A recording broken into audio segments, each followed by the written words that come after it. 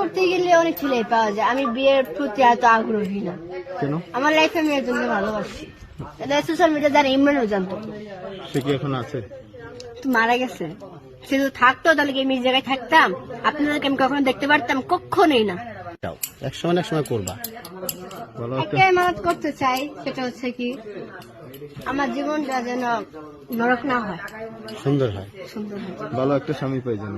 স্বামীর জন্য না, আমার বিয়ে করতে গেলে অনেক ছেলে পাওয়া যায়, আমি বিয়ের প্রতি এত আগ্রহী না। কেন? আমার লাইফে আমি একজনকে ভালোবাসি। এটা সোশ্যাল মিডিয়া যারা ইমরানও জানতো।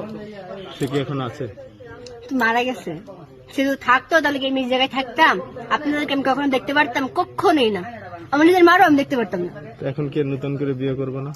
না, এরকম ইচ্ছা নাই। সে তো মারা আমি গেছে। একজনকে ভালোবাসি। সে তো মারা গেছে। যাক, তাদের কি আমি বড় করে পাবো। তার জন্য কি সবসময় কি চিরকুমারী থাকবে?